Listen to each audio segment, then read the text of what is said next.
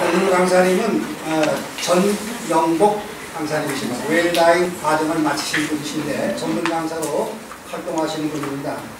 1943년 10월 1일생이시고 인천광역시 남동구 호구포로에서 사시는 강사님이십니다.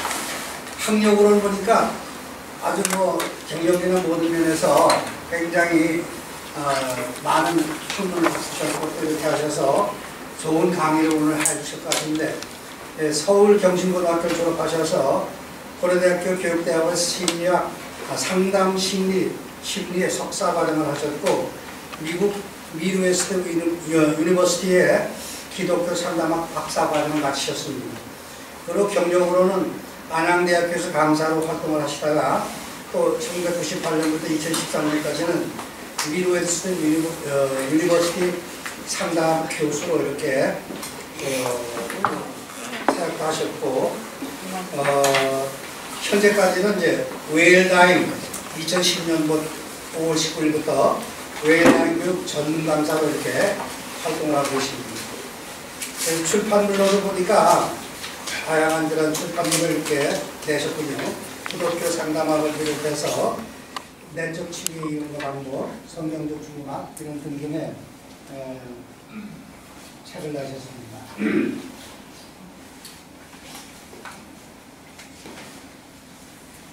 오늘 이제 강의하실 내용은 성경적 죽음학이라는 그런 과목을 통해서 주제로서는 죽음은 죄의 결과인가 아니면 자연스러운 삶의 한 과정인가.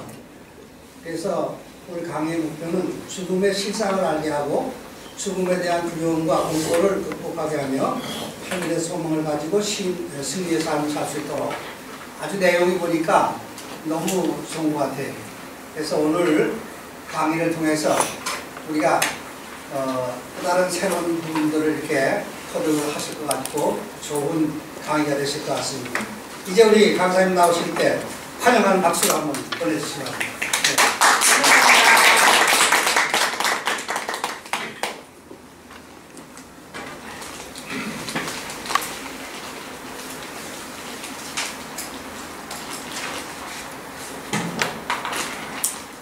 여러분들 반갑습니다. 안녕하세요. 저는 인천 구월동에 사는 전영복입니다. 십정감리교회 원로 장로이고요. 그리고 젊었을 때는 심리학 또 상담학 분야의 강의를 하게 되게 됐습니다. 요즘은 그냥 틈만 나면 산에 다니고 시간을 그렇게 소비하고 있습니다. 근데 얼마 전에 그 마을 생활회가 있어요. 근데 한 달에 한 번씩 하는 생활회이기 때문에 산 위에 올라간 사람들은 한 절반밖에 안 되고 나머지 절반은 그냥 산 밑에서 먹을 놀다 오는 그다음에 거기 한번 따라갔어요. 그랬더니 그 여자 총무님이 저한테 와서 뭘 하는 사람이냐 이렇게 물어요. 그래서 너 집에서 그냥 논다 하니까 그때부터 전시라고 그래요. 그게 전시래요. 처음엔 좀 어색했는데 전시라고 하는 그 호칭이 너무나도 편한 거예요. 그동안에는 뭐 장로님, 교수님, 박사님 뭐 하면서 저에게 부를 때는 거기에 맞는 행동을 해야 되고 또 가질 건 또 가려야 되고 이렇게 좀 자유롭지 못한 그런 삶이었어요. 전시하니까 가질 것이 하나도 없어요. 있는 모습을 그대로 보여주는 게 계속돼요. 그래서 그런 그 전시라는 말에 아주 고향에 오는 그런 그 부분을 이 공자님께서 70이 중심소요 분류를 하고 있는데 저도 마음을 쫓아서 행동을 마음대로 하더라도 결코 보리에 벗어나지 않는 그런 행동을 하려고 우선 아주 당연한 질문 하나 하면서 강의에 들어가도록 하겠습니다. 여러분들 천국에 가고 싶으십니까? 네. 천국에 가고 싶으세요? 네. 당연하죠. 네. 당연한 질문이에요. 네. 그런데 천국에 가려면은 죽어야 간다는 것도 알고 계시죠? 네. 그렇다면은 지금 천국에 보내줄 테니까 당장 죽을 수 있느냐 했을 때 여러분들은 어떻게 답변하시겠어요? 죽을 수 있겠어요? 간다면 네. 하시면은 죽어서 아마 망설여질 거예요. 당장 죽을 수 있느냐? 좀 망설여질 텐데요. 왜 망설여집니까?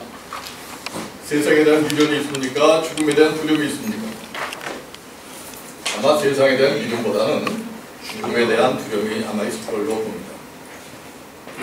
근데 예수를 믿지 않는 또 사후세계에 대해서 인정하지 않는 그러한 불신자들이라면 더욱더 죽음은 두렵고 또 절망적이고 또 아주 끝장적으로 이렇게 생각을 할 걸로 봅니다. 그렇다면 우리 예수를 믿고 저 천국을 바라고 그리고 사후세계를 인정하는 그러한 우리 성도들은 어떠할까요? 제가 아는 원로 장로님 한 분 계셨어요. 돌아가시는데요. 그분이 이제 돌아가신 직전에 저하고 서로 대화를 할 기회가 있었습니다. 근데 그 장로님은 모태신앙이에요. 그리고 얼마나 기도도 많이 하고 신앙이 좋은지 약을 먹더라도요. 사람 앞에서 약봉지를 들고 물컵을 들고 그 기도해요. 그러고 나서 그 약을 먹고 그러는 거예요. 그런데 돌아가신 직전에 저한테 이런 말씀을 하시는 거예요. 누가 천국이 있느냐 묻는다면 나는 있다고 난 믿는다고. 근데 그 다음에 문제예요. 근데 천국에 대해서 잘 모르겠다는 거예요. 천국이 뭔지 잘 모르겠다 하는 말씀을 하십니다. 저는 그 말씀을 들으면서요. 그건 장로님만의 문제가 아니라 나의 문제이기도 하다 하는 생각이 들었습니다. 그리고 내 문제뿐만 아니라 예수를 믿는 사람이라면 공통적으로 가지고 있는 문제라 이렇게 생각을 했습니다.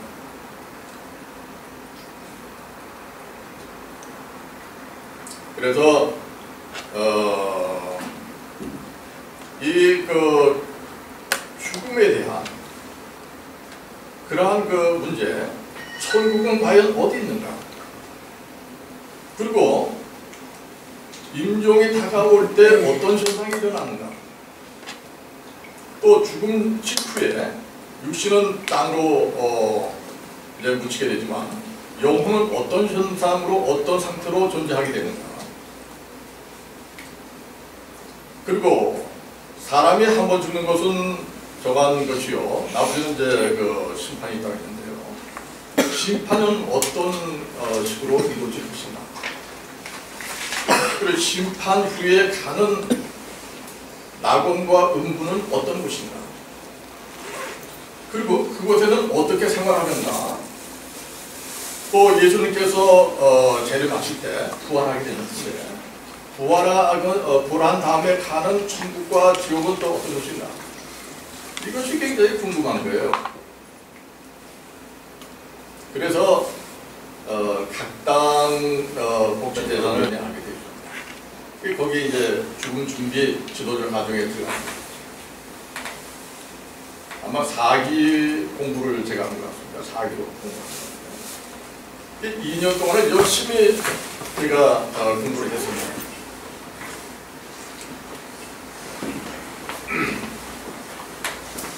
근데 제가 원하는 답을 얻을 수가 없었어요. 그래서 바로 강사반 1년간을 고쳐갔습니다. 모두 3년 동안 죽음에 대해서 제가 공부를 했거든요. 그런데 제가 원한 답을 얻을 수가 없었습니다. 각 당에서는 죽음까지만 이야기하는 거예요. 죽음까지만. 나는 죽음 이후의 문제가 굉장히 궁금한데 죽음까지만 이야기합니다. 그래서 시중에 나와 있는 죽음에 관한 책들을 제가 전부 읽어봤습니다. 그리고 종말론에 관한 책을 또 읽기 시작했습니다. 종말론 가운데서도 개신교 보수 교단에서 지지하고 인정하는 역사적 전천전설에 관해서 열심히 공부했습니다. 그리고 인간 발달 심리에 대해서 제가 또 공부했습니다. 그리고 의사들이 이야기하는 죽음은 무엇인가? 또 과학자들이 이야기하는 사후세계는 어떤 것인가? 또 위대한 영성가들은 어떠한 체험을 했는가?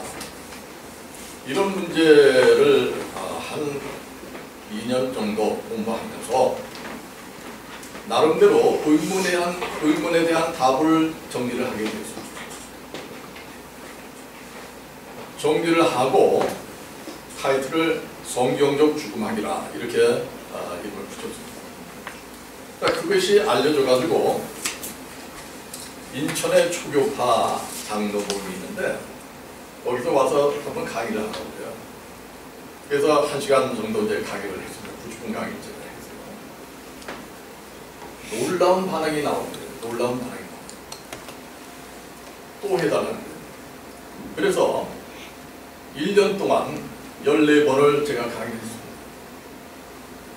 거기 신문 기자가 와서 매번 처음부터 끝까지 다 참석해서 다 기록합니다.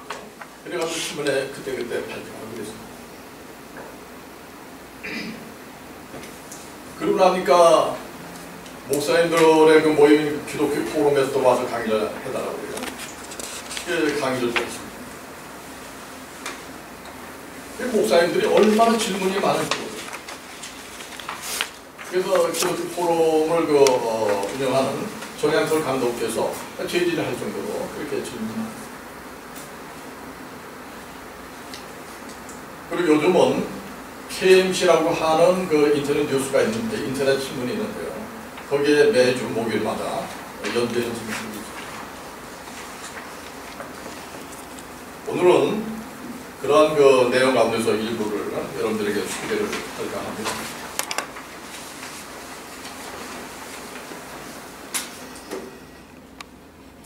많은 사람들이 천국을 보고 왔다고 그래요. 저는 환상이나 이 입신을 통해서 사후세계를 보지는 못했습니다. 근데 예수님께서 이런 말씀하시는 거예요. 도마에게 너는 나를 본고로 믿느냐? 보지 않고 믿는 자는 복된 것 같다. 많은 분들이 천국을 갔다 왔다. 사후세계를 보고 왔다. 각각 달라요. 그래서 저는 이런 생각을 해봅니다. 우물 안에 있는 개구리가 하늘을 본 것이 아닌가? 우물 안에 있는 개구리가 하늘을 봤다면 이렇게 답변을 할 거예요. 하늘은 동그랗고 동전만 하다. 잘못 이야기했습니까? 아니에요. 자기가 본 그대로 이야기했어요. 자, 그렇다면 그 답이 맞습니까? 자기가 본 거 그대로 이야기했다고 해서 그게 맞습니까? 그게 아닙니다. 그래서 인간의 어떤 그 감각적인 그 시각적인 또 그 이 청각적인 이러한 경험은 한계가 있습니다. 피조물로서의 한계가 있고 또 환경의 제약이 있습니다. 그래서 우리는 사후세계에 대한 문제는 하나님께서 말씀하시는 성경에 입각해서 확인하고 검토를 해봐야 보다 정확한 지식을 얻을 수가 있다 하는 것입니다. 그렇다면 천국은 어디 있습니까? 천국은 어디 있습니까? 육체 속에 정신이 있잖아요. 육체 속에 영혼이 있잖아요. 우리 육체 속에 하나님의 영이 함께 계시잖아요. 또 예수님께서 누가복음 17장 21절에 하나님 나는 너희 안에 있다 그래요. 너희 안에 있다. 이처럼 물질 속에 영의 세계가 있다. 물질 속에 영의 세계가 있다. 창세기 1장 2절에 하나님이 여기 수면에 운행하셨다. 또 이사야 6장 2절에 그의 영광이 온 땅에 가득했다. 로마서 1장 20절에 그의 영원하신 능력과 신성이 그의 만드신 만물에 분명히 알려졌다. 그렇다면 물질 세계란 무엇입니까? 창세기 1장 1절에 태초에 하나님이 천지를 창조하셨다 이렇게 말씀하세요. 하나님이 창조하신 천지가 무엇입니까? 지구, 달, 태양, 별, 그리고 은하, 모든 우주. 이것을 다 하나님께서 창조하신 것이 아니겠습니까? 그렇다면 이러한 모든 우주를 인간의 능력으로 다 해낼 수는 없지만 현대 과학자들이 풀어낸 그런 우주의 그 한계, 우주를 이게 본다면 지구의 둘레는 4만 킬로미터입니다. 4만 킬로미터. 빛의 속도로 7바퀴 반이나 돌 정도로 1초 동안에 7바퀴 반이나 돌 정도로 굉장히 작은 것입니다. 지구에서 달까지의 거리는 얼마입니까? 38만 킬로미터입니다. 빛이 1초에 30만 킬로를 갑니다. 그러니까 1초 남짓하게 가는 거예요. 1초 동안에 지구에서 달까지 가는 거예요. 그 다음에 지구에서 태양까지의 거리는 1억 5천만 킬로미터입니다. 빛의 속도로 8분 20초 걸려요. 지금 우리가 햇빛을 쏘이고 있지 않습니까? 그것은 8분 20초 전에 태양에서 출발한 그런 빛을 쏘이는 것입니다.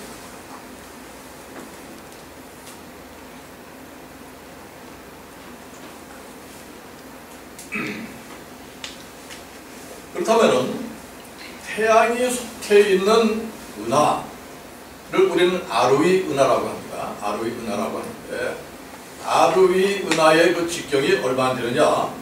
20만 광년이라고 합니다. 20만 년. 빛의 속도로 20만 년 동안 가는 거리예요. 우리나라의 역사가 5천년 역사 아니겠습니까? 5천년 역사. 반만년 역사라고 하면서 굉장히 유구한 역사라고 우리는 이야기합니다. 그리고 단군 할아버지를 산신령 같은 분으로 우리는 그 생각하는 거죠. 그런데 20만 광년, 그것도 빛의 속도로 20만 광년. 얼마나 넓습니까? 아루이 은하가요.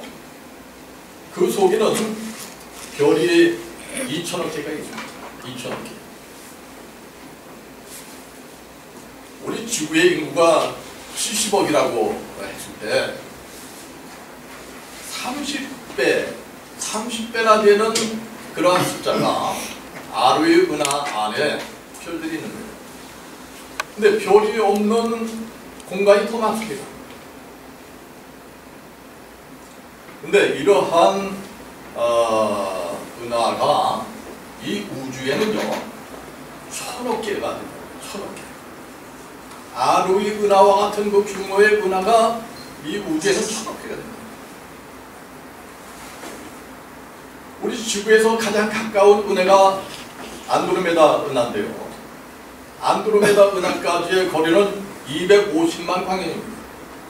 빛의 속도로 250만 년 동안 가야 가장 가까운 은하가 있는 거예요. 자, 이러한 공간이 바로 우리 우주입니다. 우주의 끝이 얼마 될까요? 현대 과학자들이 밝혀낸 바에 의하면 우주의 끝은 150억 광년이라. 그 이상은 모른대요. 빛의 속도로 150억 년을 가야 되는 거예요. 그래야 끝이 나와요.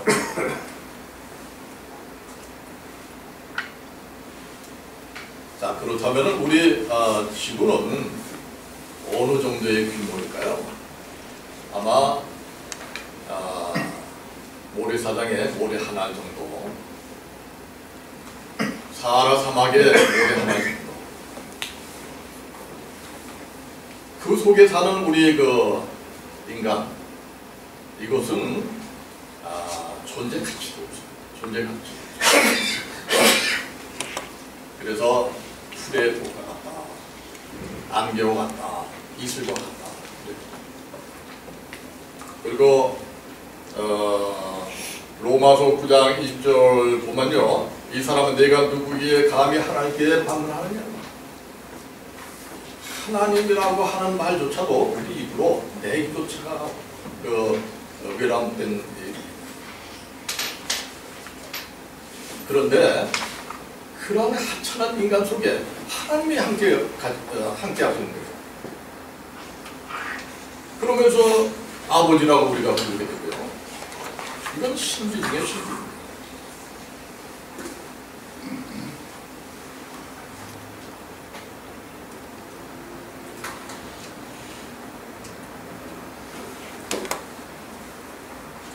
자, 그런데 우리 노인들은 말이죠, 이러한 우주 신비에 대해서 전혀 관심이 없어요.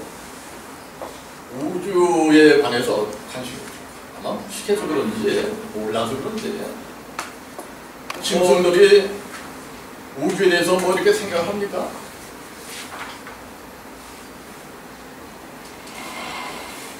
그처럼 노인들이 참 관심이 없어요. 심지어 자기 죽음에 대해서까지도 관심이 없어요.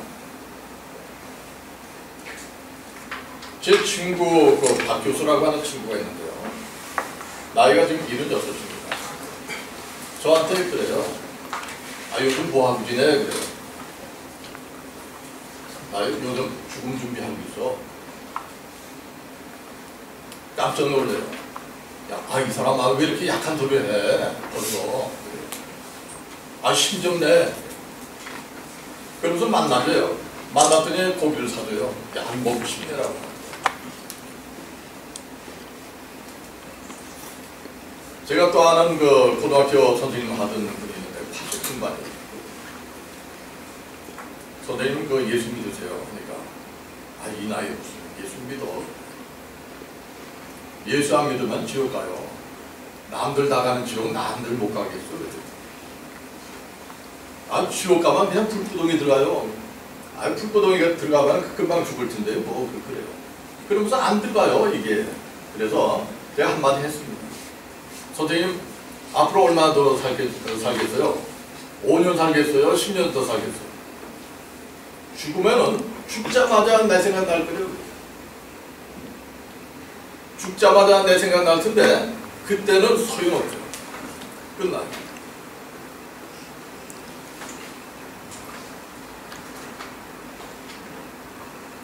우리 한국인의 죽음 의식에 관해서 보건복지부에서 설문을 조사했는데요. 79.2%가 죽음을 공개적으로 논의하거나 생각하지 않는다. 죽음에 대해서 그냥 얘기를 안 하려고 그래요. 또 공자님은 제자 자로가 죽음이 무엇입니까? 이렇게 물었어요. 그러니까 미지생 언지사라 이렇게 답변을 합니다. 미지생 언지사. 삶도 아직 모르는데 어떻게 죽음을 알겠느냐. 뭐 솔직한 답변이죠. 그래서 유교는 종교라고 하지 않습니다. 내세가 없어서 종교라고 하지 않아요.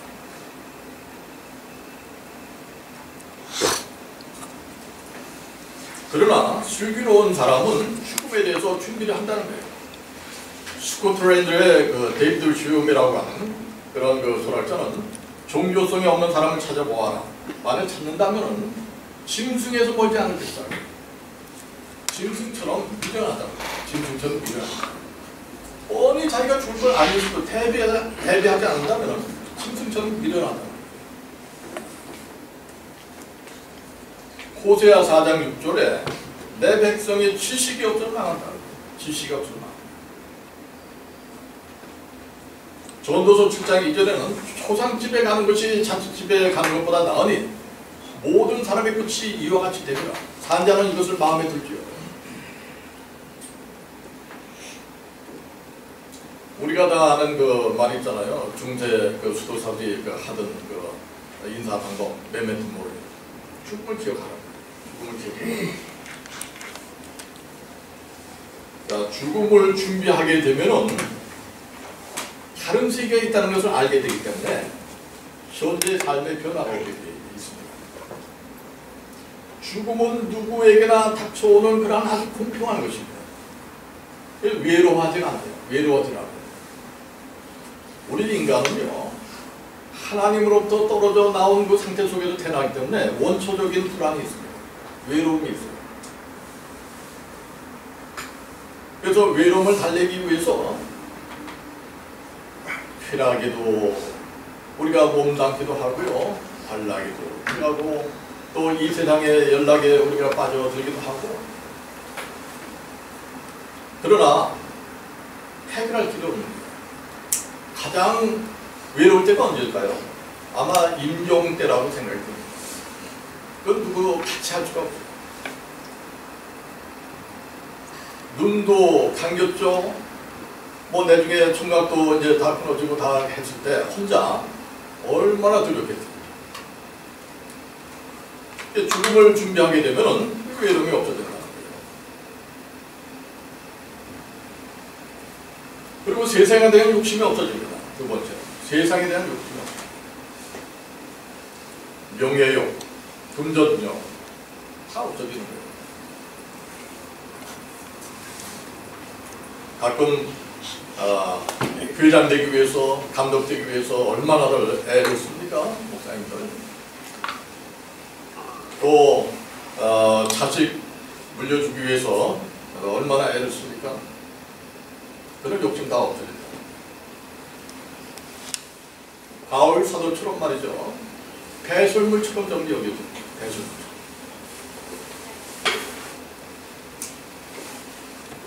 그리고 미움이 없어져요. 거칠고 모난 인간관계에 없어져요. 미워하는 사람이 없어져요. 부부 싸움도 없어져요. 다 그냥 불쌍하게 보이고. 좀 섭섭한 일이 있어도요. 얼마나 하겠는가. 미움이 없어진다. 그리고 삶 자체가 착합니다. 착하게 살게 됩니다. 요즘 얼마나 악합니까? 사람을 난도질하고 그냥 뭐 각을 뚫고 말이죠. 목을 자르고 뭐 팔다리를 자르고 그냥 뭐 갖다 버리고 그러지 않습니까? 착하게 살게 됩니다. 그래서 이 죽음학에 관한 문제는요, 노인들만 배울 것이 아니라 아이들까지 공부시켜야 됩니다. 나중에 그 KMC 그 인터넷 신문에 한번 들어가 보세요. 이제 두 번째 들어갔습니다. 그래서 거기에 이렇게 인간을 어떻게 성장하고 하는 문제가 있습니다. 또 자기 자신을 굉장히 소중하게 생각합니다. 나의 지금 현재의 삶이 그대로 영의 세계로 들어가기 때문에 현재의 나의 삶이 너무 소중한 거예요. 함부로 살지 않습니다.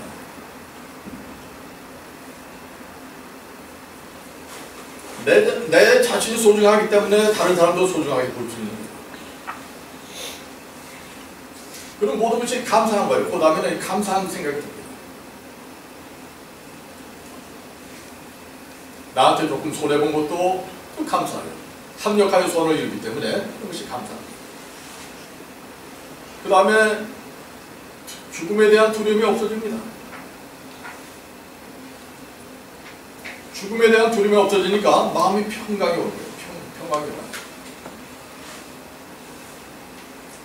예수 믿는 사람들의 축복이 무엇입니까? 평강이에요. 평강. 샬롬이에요. 그래서 죽음도 평안하게 우리가 맞이할 수가 있다는 것입니다. 김수환 추기경께서 죽음 직전에 하신 말씀이 있어요. 죽음이 무엇인가? 죽음은 천국으로 들어가는 통로와 같다. 천국으로 들어가는 통로와 같다. 그리고 두 번째는 죽음 이후의 세계는 펴보지 않은 책과 같다.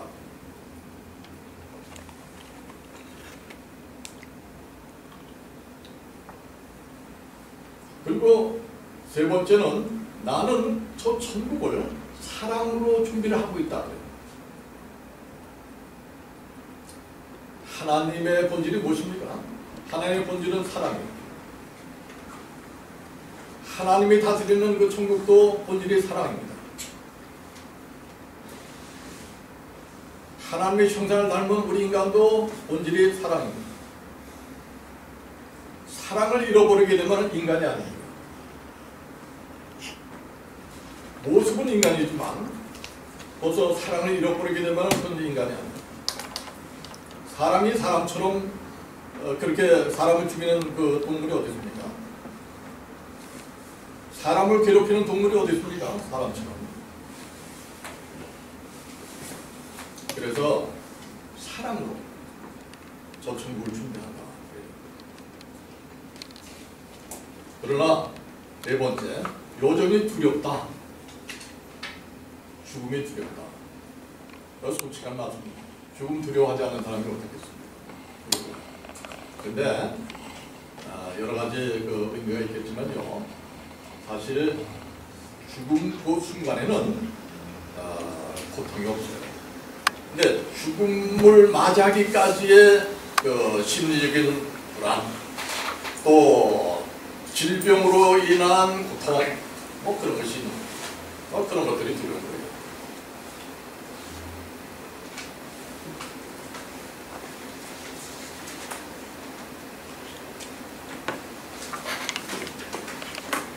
그렇다면 죽음은 무엇입니까? 그 죽음은 어떻게 다가오게 되는지, 그리고 죽음이 시작되는 치명적인 순간은 어디에서부터 나타나는가? 사람이 죽음에 이르기까지 심장이 멈추는 상황에 동반됩니다. 심장이 멈춰요. 그리고 심장이 멈추면서 몸 전체에 돌던 피가 딱 정지돼요. 그러면서 뇌로 공급되던 그 피도 정지돼요. 한 10초 정도 피가 공급되지 않게 되면요, 뇌파가 사라지게 돼요. 뇌파는 뇌의 그 대뇌 피질, 의식을 담당하는 대뇌 피질의 그 전기적 활동을 측정하는 것입니다. 그래서 뇌파가 사라지게 되면은 의식이 없어집니다. 의식이 없어요. 그리고 결국 죽음에 이르게 된다. 근데 죽음에는요, 두 가지가 있습니다. 임상적인 죽음과 생각적인 죽음이 있습니다. 임상적인 죽음은 심장이 멈추고 호흡이 그치고 뇌 활동이 정지되었지만 심장이나 폐를 다시 움직이게 하면 다시 살아날 수 있는 거예요. 이것이 임상적인 죽음입니다. 또는 의학적인 죽음이라 이렇게 이야기합니다. 물에 빠진 사람이라든가 갑자기 사고로 죽은 사람들, 이런 사람들은 심폐소생술을 통해 가지고 다시 살릴 수가 있습니다. 그러나 늙어가지고 죽어가는 그 노인들, 말기 환자들, 이런 사람들은 의미가 없어요. 심폐소생술은 별로 의미가 없어요. 신체가 다시 소생할 수 있는 그 골든 타임이라고 그러죠? 5분입니다. 근데 5분이 지나가게 되면요, 산소 부족으로 인해서 뇌가 치명적인 상처를 입게 됩니다. 인간은 유기체 안에 자체적으로 유한하는 구조를 갖고 있다. 이 구조로 말미암아서 인간은 외적 경험과는 관계없이 누가 알려주지 않아도, 또 내가 보지 않아도 언젠가 내가 죽는다는 것을 의식하며 그것을 알게 된다고 해요. 이처럼 죽음에 대한 필요성, 이것은 생물학적 직관으로 주어진다. 심리학자 프로이드도 인간의 본능에는 두 가지 본능이 있다고 해요. 삶의 본능이 있는가 하면 죽음의 본능이 있다. 그러나 인간들은 어리석어서 자신의 죽음을 대비하지 못한다. 미국의 심장 전문의 모리스 로링 박사는 죽음을 준비하는 그토인이라고 하는 책에서 인간은 그가 틀림없이 죽게 된다는 것을 알고 있는 유일한 피조물이다. 그러나 마지막 순간까지 그것을 믿으려고 하지 않는다. 그래서 인간은 일반적으로 마지막 때를 준비하지 못한다.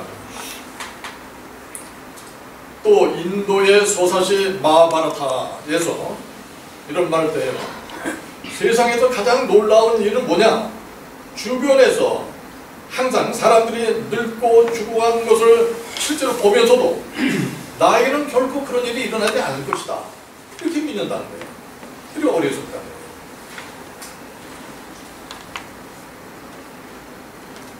그러나 죽음에 대한 구체적인 인식은 사랑하는 사람의 죽음을 통해서 비로소 자신에 대한 죽음의 실체를 피부로 느끼게 된다. 저는 자녀들이 다 시집장가 다 갔습니다. 그래서 저는 둘이 살아요. 둘이 사는데 이 사람이 언젠가 내 곁을 떠나게 될 텐데 내가 먼저 떠나든 이 사람이 먼저 떠나든 언젠가 떠날 텐데 앞으로 몇 년 우리가 더 살 수 있을까 하는 생각이 해요. 지금 그 사람 속에는 무슨 일이 일어나는지 내가 알 수도 없고 나의 생각을 전할 수도 없고 그를 위해서 아무것도 할 수 없는 그러한 무력감 속에서 그냥 굳어가는 그 시체를 바라볼 뿐입니다. 이제 그는 유기체에서 무기질로 옮겨가는 거예요. 생명체에서 물질로 옮겨지는 거예요.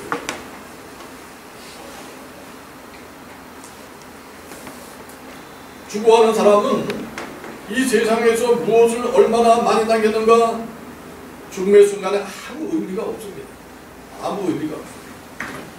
물론 이름과 명예와 업적을 남길 수 있지만 더 이상 그 사람에게는 의미가 없어요. 이 세계의 모든 것은 그에게서 완전히 끝이 납니다. 죽음은 이처럼 치명적이에요. 완전히 끝나는 거예요. 죽음과 함께 한 인간의 존재는 완전히 사라지는 것이죠. 셋, 왼쪽, 여섯, 몸을 틀어보세요. 하나, 둘, 셋, 넷. 일어서세요. 졸릴 시간이에요. 그죠? 자, 사회적. 손으로 지은 것이 아니라 하늘에 있는 영원한 집이 우리에게 있는 줄 안다. 자, 이 말에 의하면 죽음은 하나의 집에서 다른 집으로 옮겨간다 하는 그런 의미가 있는 거죠. 그런데 이러한 우리 인간들이 당하는 죽음은 죄에 대한 천벌의 대가다. 이렇게 이야기합니다. 죄에 대한 천벌의 대가. 하나님은 본래부터 인간을 허무하게 짓지 않으셨다. 죽을 운명으로 짓지 아니하셨다 하는 것입니다.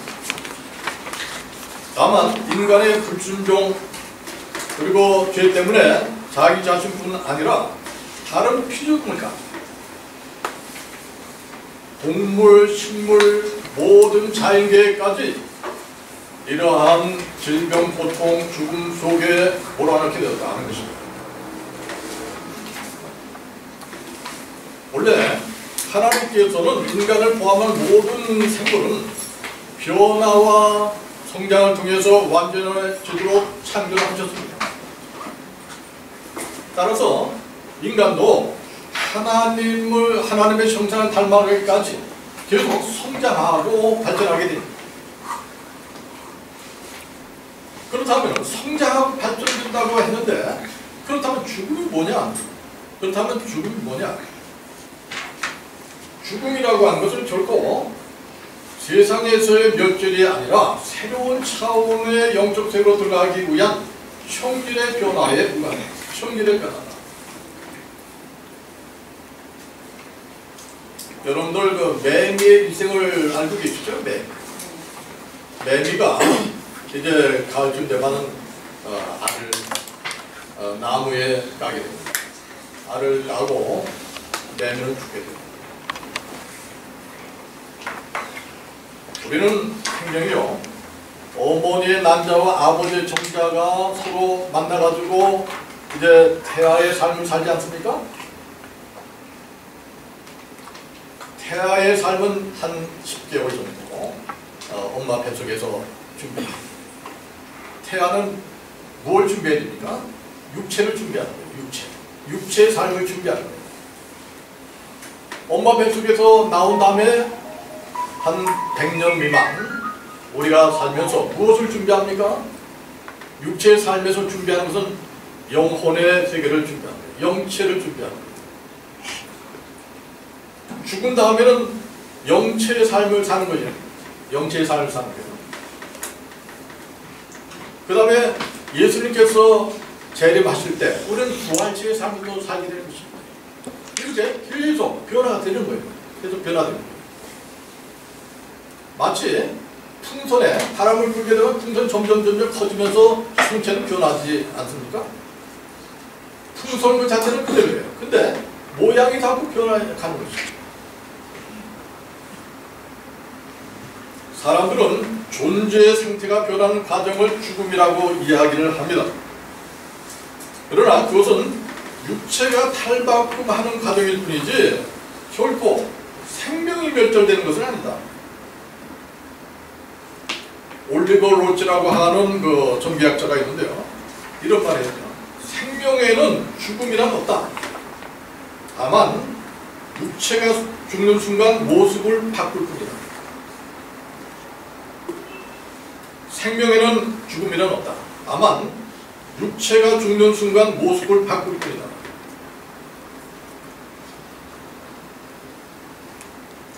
이렇게 인간은 죽음을 통해서 새로운 참으로 발달되고 창조되었기 때문에 죽음은 결코 두려움과 공포의 대상이 아니라 자연스러운 삶의 한 과정이었습니다.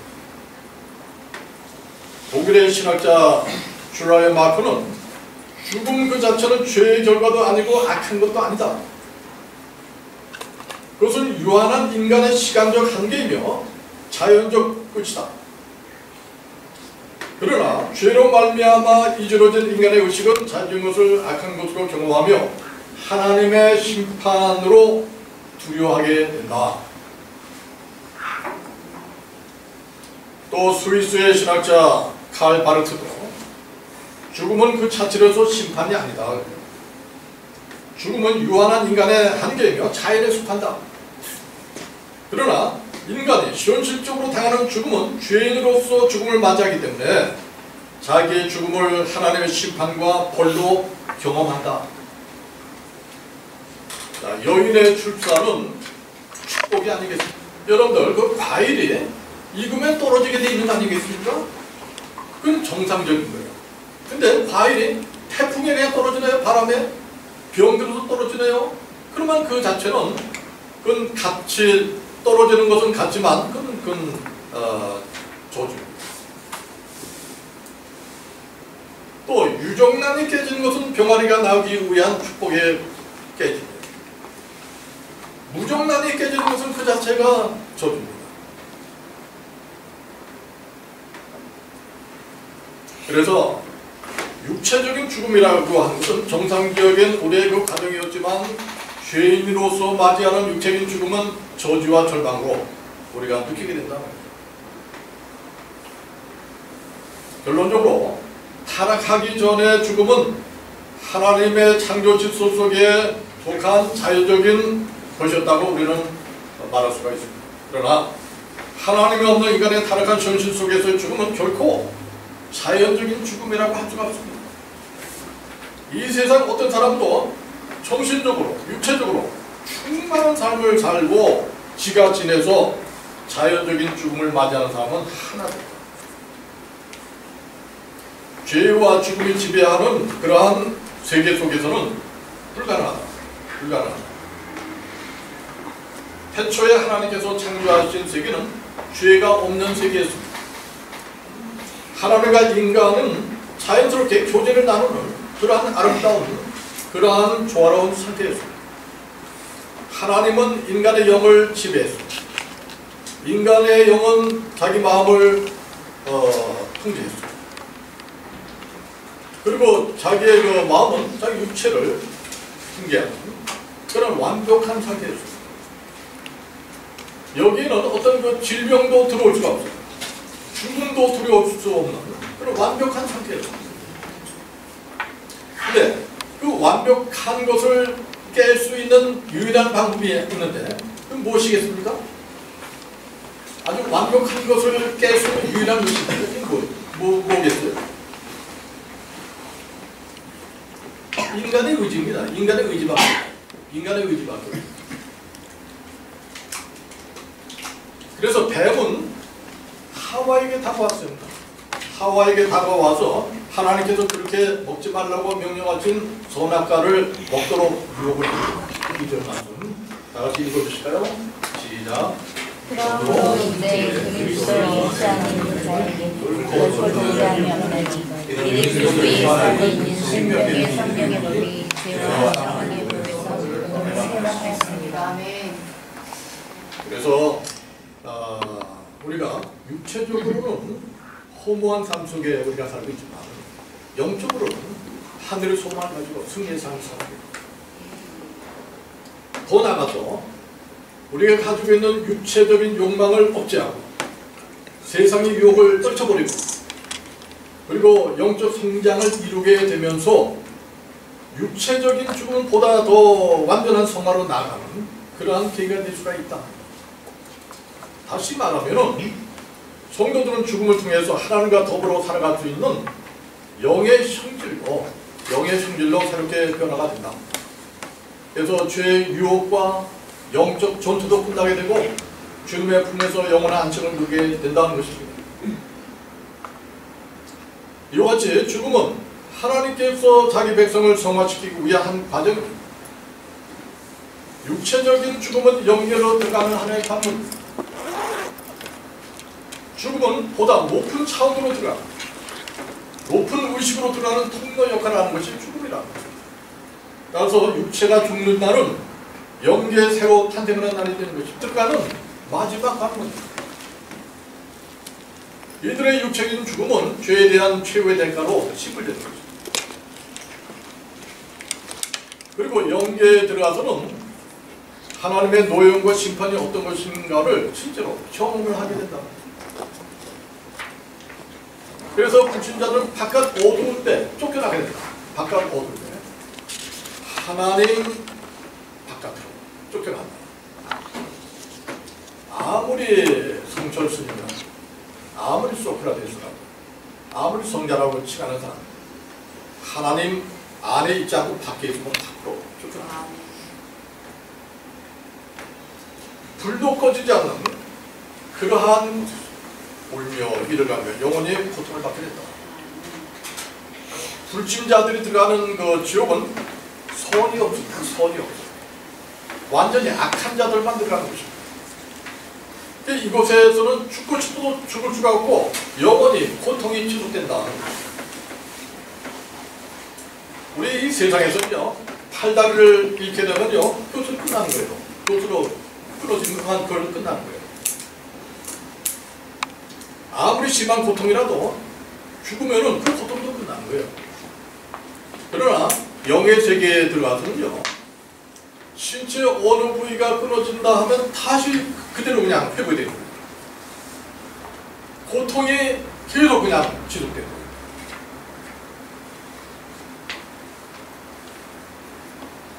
그럼에도 불구하고 현재 우리들의 육체적인 죽음이라고 하는 것은 원래 변화를 위한 자연스러운 삶의 한 과정이었기 때문에 인간은 선한 사람이든 악한 사람이든 간에 죽음의 순간에는 절대로 고통받습니다. 죽음 그 순간에는 아무런 고통이나 두려움 없이 그대로 죽음의 경계선을 그대로 넘어가야 됩니다.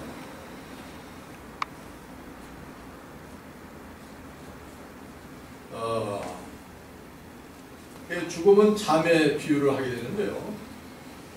죽어가는 과정 몹시 피곤한 사람이 자기도 모르는 사이에 스스로 잠에 빠져드는 것과 같다고 할 수가 있습니다. 그래서 성경은 많은 사례를 통해서 죽음을 잠에 비유합니다.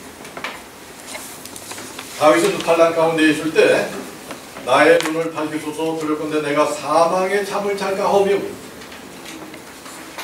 또 바울도 형제들아 자는 자들에 관하여 너희가 알지 못함을 우리가 원치 아니하노니.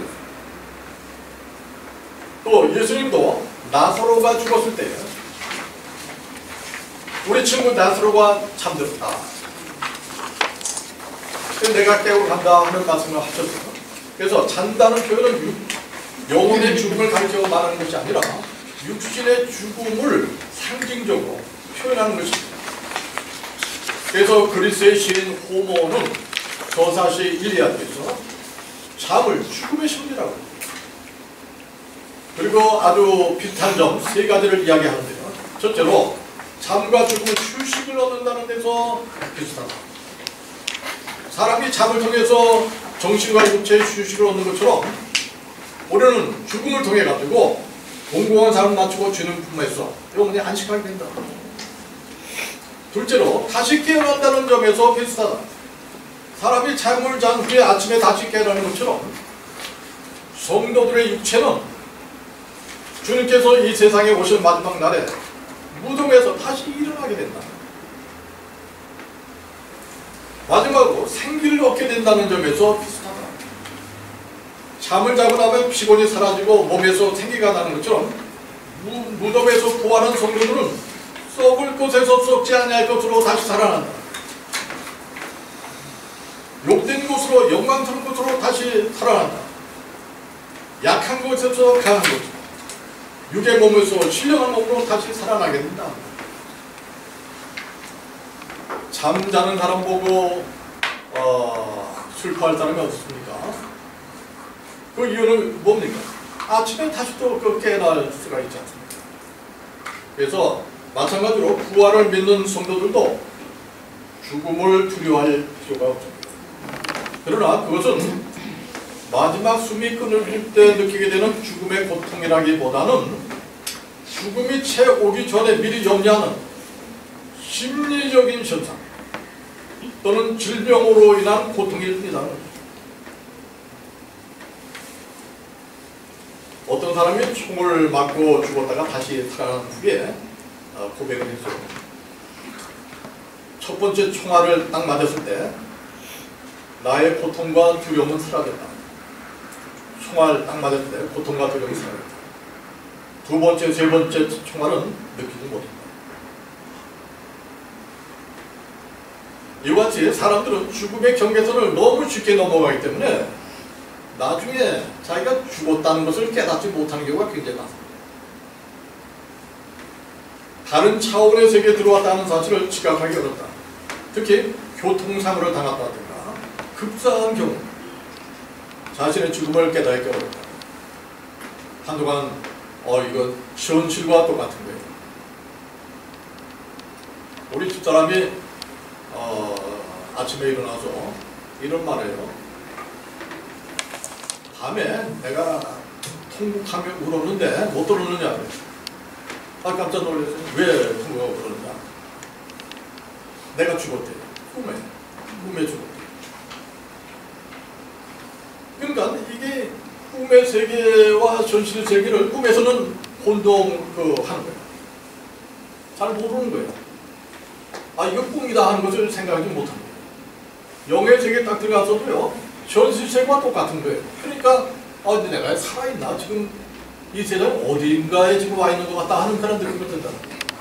사람이 죽음 직전에 고통을 느끼는 경우는 별로 없는 것 같다. 이렇게 결론을 내릴 수 있습니다. 뇌가 움직이는 동안에는 아픔을 느끼지만, 순간적으로 의식을 잃고 나면은 감각이 없어지고, 고통도 사라지게 됩니다. 예를 들어서 칼에 찔려서 사망할 경우에 칼이 심장을 찌를 때까지는 아픔을 느끼지만 그러나 차갑다고 느껴지는 순간 바로 의식을 잃게 되면서 고통도 사라지게 됩니다. 그러면서 이런 말이에요. 극한의 신체적인 고통이 찾아오면 우리 뇌는 감정과 의식을 느끼지 못하도록 자동적으로 신체의 스위치를 한꺼번에 딱 꺾어버린다.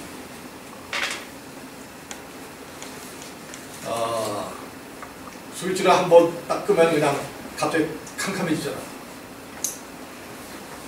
극한의 신체의 고통이 찾아오게 되면 그런 신체적인 수준의 행동을 낳거든. 뇌가 죽음을 감지하게 되면 엔돌핀, 세로토닌 등 뇌 속의 쾌감 전달 물질을 다량으로 내보내서 이루 말할 수 없는 그러한 그 행복감을 느끼게 됩니다. 이러한 현상은 자연사이건 타탈이건 자살이건 누구나 공통적으로 똑같이 느낀다. 엄두성 목사님이 지은 그 책에 보니까요, 이런 말을 해요. 등산을 하다가 추락해 죽었다가 다시 산 사람이 있었는데 그 사람 이야기를 들어보니까 죽음의 순간에 아주 미묘한 쾌감을 느꼈다. 그러나 어떤 사람은 임종을 맞이할 때 무척 시달리고 고통받는 사람도 있다. 선한 사람과 악한 사람의 그 임종은 현저히 다르다. 인도의 존다스싱은 이런 말을 합니다. 하나님을 믿지 않고 죽음을 맞이하는 사람들 가운데 어떤 사람은 임종 시에 사납고 무서운 악마들이 몰려들어서 공포에 떨거든요. 특히 자살하는 사람, 자살은 모든 것을 끝장내려고 죽지만 자살하자마자 100% 후회야. 100%. 모든 것이 끝난 줄 알았는데 모든 것이 시작이야. 영원한 시작. 결론적으로, 마지막으로 결론적으로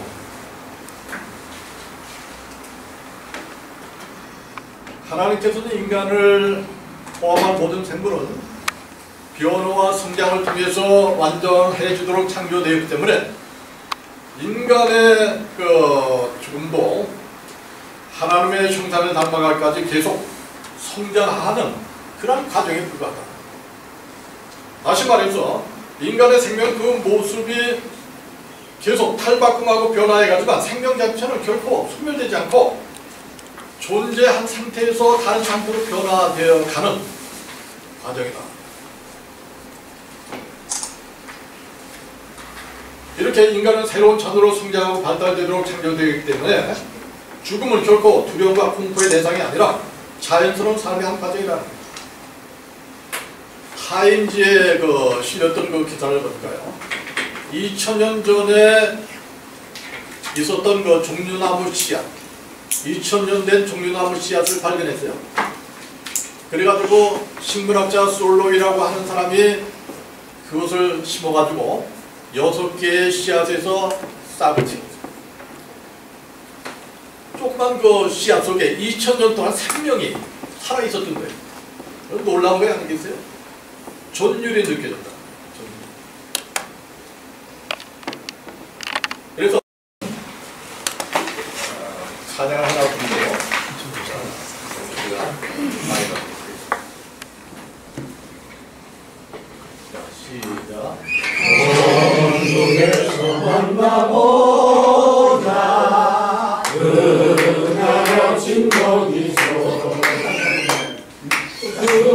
둘레자를 위하여 늦어지지 않도록 만나보자 저기 되는 저 상문에서 만나보자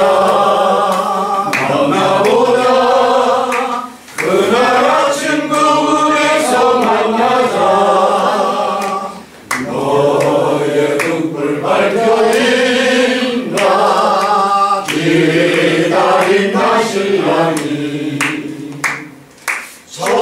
전국문에 이를 때에 그가 황금아들이 만나보자 저기 되는 저 천국문에서 만나보자 그날 아침 그물에서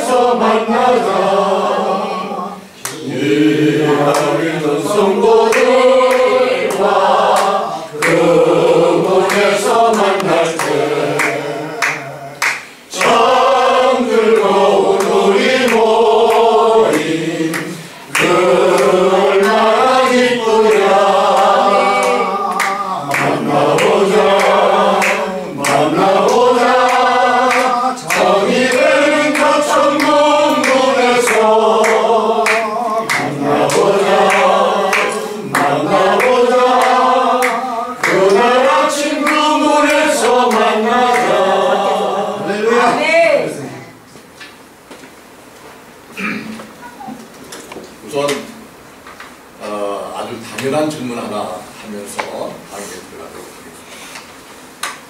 여러분들 천국에 가고 싶으십니까? 천국에 가고 싶으세요? 네. 당연하죠. 네. 당연한 질문이에요. 네.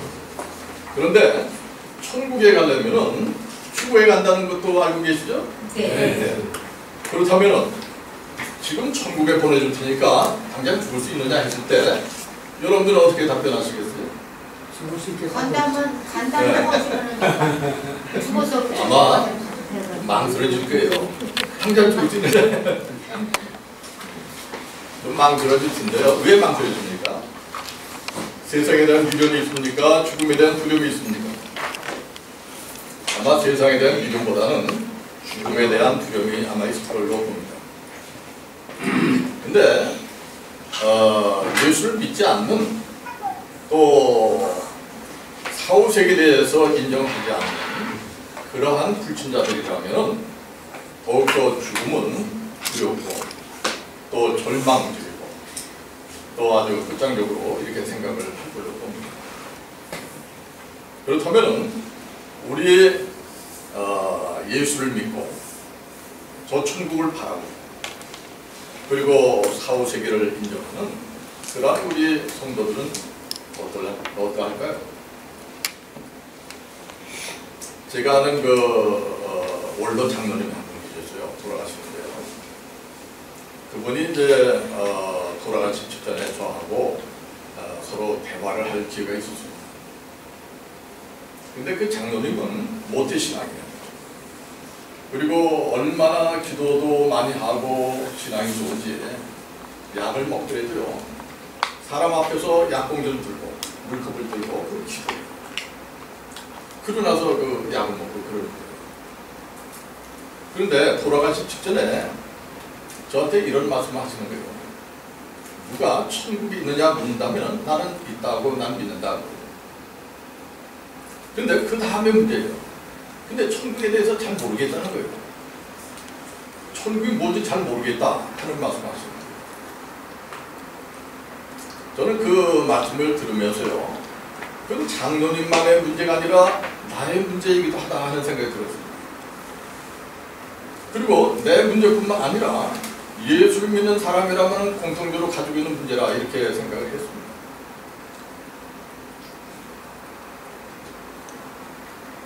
그래서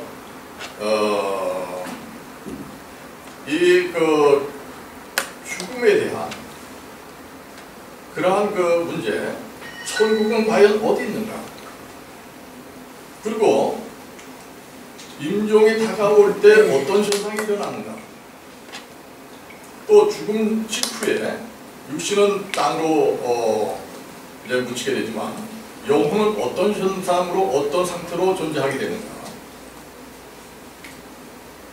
그리고 사람이 한 번 죽는 것은 저간 것이요. 나머지는 이제 그 심판이 있다고 했는데요. 심판은 어떤 식으로 이루어질 것인가? 그리고 심판 후에 가는 낙원과 음부는 어떤 곳인가? 그리고 그곳에는 어떻게 생활하는가? 또 예수님께서 재림하실 때 부활하게 되는데 부활한 다음에 가는 천국과 지옥은 또 어떤 것인가? 이것이 굉장히 궁금한 거예요. 그래서 각 당 복지대전을 하게 되죠. 거기 이제 죽음 준비 지도자 과정에 들어갑니다. 아마 4기 공부를 제가 한 것 같습니다. 4기로 공부했습니다. 2년 동안에 열심히 제가 공부를 했습니다.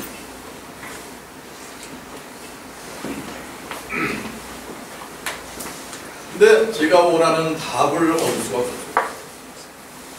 그래서 바로 강사반 1년 과정 끝까지 그리고 모두 3년 동안 죽음에 대해서 제가 공부를 했거든요. 그런데 제가 원한 답을 얻을 수가 없었어요. 각 당에서는 죽음까지만 이야기하는 거예요. 죽음까지만. 나는 죽음 이후의 문제가 굉장히 궁금한데 죽음까지만 이야기합니다. 그래서 시중에 나와 있는 그 죽음에 관한 책들을 제가 전부 읽어봤습니다. 그리고 종말론에 관한 그 책을 또 읽기 시작했습니다. 종말론 가운데서도 개신교 보수 교단에서 지지하고 인정하는 역사적 전천전설에 관해서 열심히 공부했습니다. 그리고 인간 발달 심리에 대해서 제가 또 공부를 했습니다. 그리고 의사들이 이야기하는 죽음은 무엇인가? 또 과학자들이 이야기하는 사후세계는 어떤 것인가? 또 위대한 영성가들은 어떠한 체험을 했는가? 이런 문제를 한 2년 정도 공부하면서 나름대로 의문에 대한 답을 정리를 하게 됐습니다. 정리를 하고 타이틀을 성경적 죽음학이라 이렇게 이름을 붙였습니다. 그것이 알려져가지고 인천의 초교파 장로 모임이 있는데 거기서 와서 한번 강의를 하더라고요. 그래서 1시간 정도 이제 강의를 했습니다. 90분 강의 제가 했어요. 놀라운 반응이 나오는데 놀라운 반응이 나옵니다. 또 해달라는 거예요. 그래서 1년 동안 14번을 제가 강의했습니다. 거기에 신문 기자가 와서 매번 처음부터 끝까지 다 참석해서 다 기록. 그래가지고 신문에 그때그때 발표하고 그랬습니다. 그러고 나니까 목사님들의 그 모임 기독교 포럼에서 또 와서 강의를 해달라고 해요. 그 강의를 들었습니다. 목사님들이 얼마나 질문이 많은지. 그래서 기독교 포럼을 운영하는 전양철 감독께서 제지를 할 정도로 그렇게 질문합니다. 그리고 요즘은 KMC라고 하는 그 인터넷 뉴스가 있는데, 인터넷 신문이 있는데요. 거기에 매주 목요일마다 연대는 진행이 있습니다. 오늘은 그러한 그 내용 가운데서 일부를 여러분들에게 소개를 할까 합니다.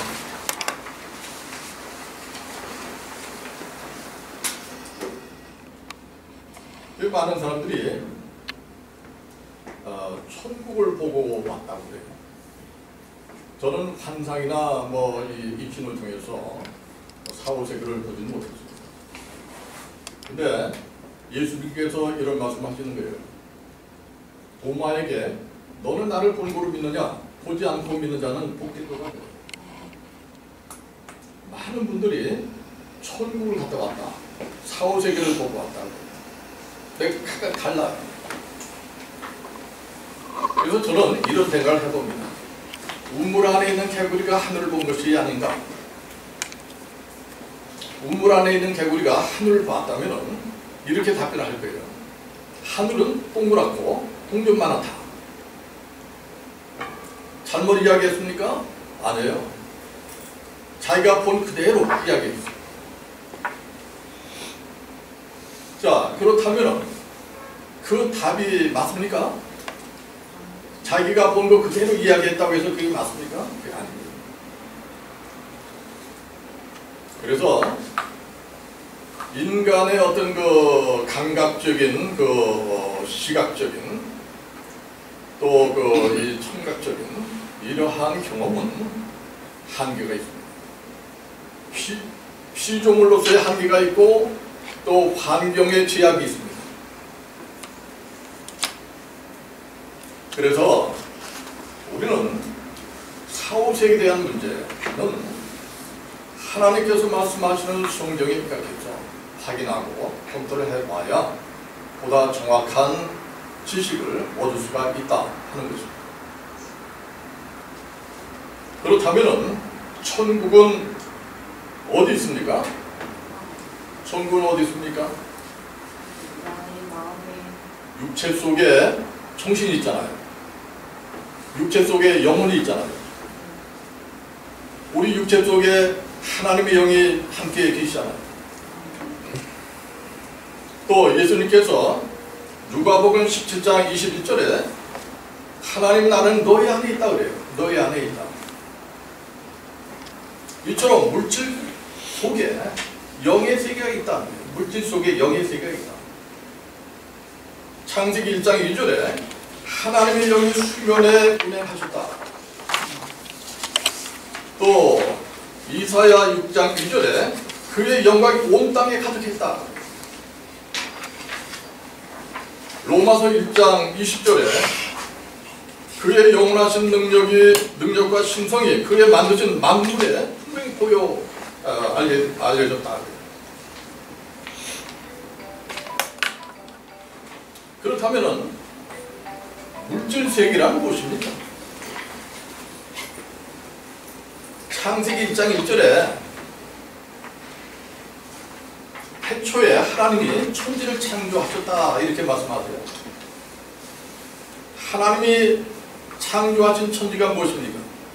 지구, 달, 태양, 별, 그리고 은하, 모든 우주, 이것을 다 하나님께서 창조하신 것이 아니겠습니까? 그렇다면 이러한 모든 우주를 인간의 능력으로 다 해낼 수는 없지만 현대 과학자들이 풀어낸 그런 우주의 그 한계, 우주를 이게 본다면 지구의 둘레는 4만 킬로미터입니다. 4만 킬로미터. 빛의 속도로 7바퀴 반이나 돌 정도로 1초 동안에 7바퀴 반이나 돌 정도로 굉장히 작은 것입니다. 지구에서 달까지의 거리는 얼마입니까? 38만 킬로미터입니다. 빛이 1초에 30만 킬로를 갑니다. 그러니까 1초 남짓하게 가는 거예요. 1초 동안에 지구에서 달까지 가는 거예요. 그 다음에 지구에서 태양까지의 거리는 1억 5천만 킬로미터입니다. 빛의 속도로 8분 20초 걸려요. 지금 우리가 햇빛을 쏘이고 있지 않습니까? 그것은 8분 20초 전에 태양에서 출발한 그런 빛을 쏘이는 것입니다.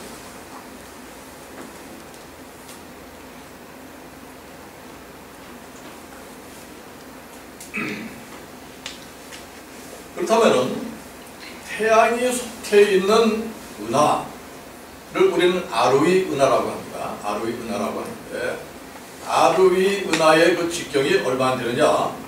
20만 광년이라고 합니다. 20만 년. 빛의 속도로 20만 년 동안 가는 거리예요. 우리나라의 역사가 5천년 역사 아니겠습니까? 5천년 역사. 반만년 역사라고 하면서 굉장히 유구한 역사라고 우리는 이야기합니다. 그리고 단궁 할아버지를 산신령 같은 분으로 우리는 그 생각하는 거죠.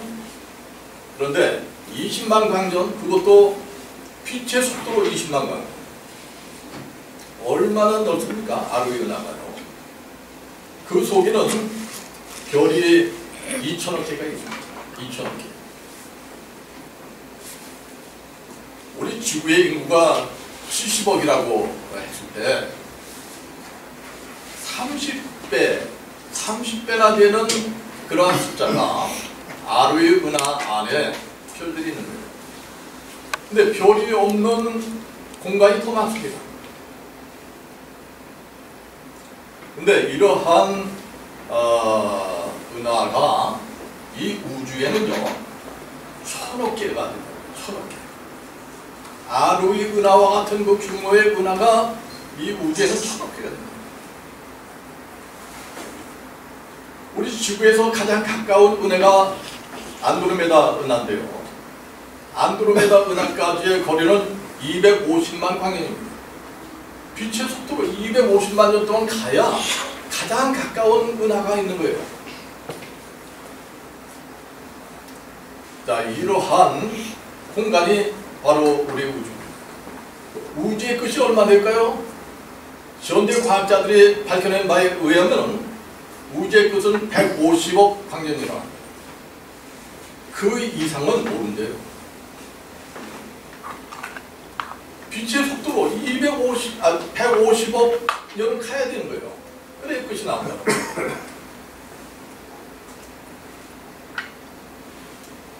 자, 자, 그렇다면 우리 지구는 어느 정도의 규모일까요?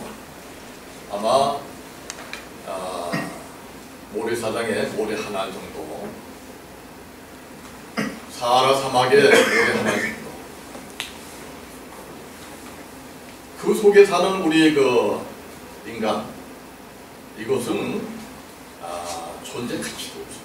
존재 가치. 그래서 풀의 도가 같다, 안개와 같다, 이슬과 같다. 그리고 로마서 9장 20절 보면요, 이 사람은 내가 누구기에 감히 하나님께 반문하느냐. 하나님이라고 하는 말조차도 우리 입으로 내기조차가 외람된 얘기. 그런데 그런 하찮은 인간 속에 하나님이 함께 하시는 거예요. 그러면서 아버지라고 우리가 부르게 되고요. 이건 신비 중에 신비입니다.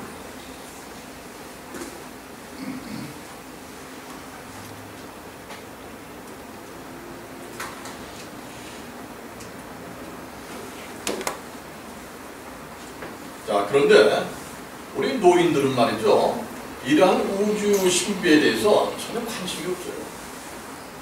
우주에 관해서 관심이 없어요. 아마 무식해서 그런지 몰라서 그런지 짐승들이 우주에 대해서 뭐 이렇게 생각합니까?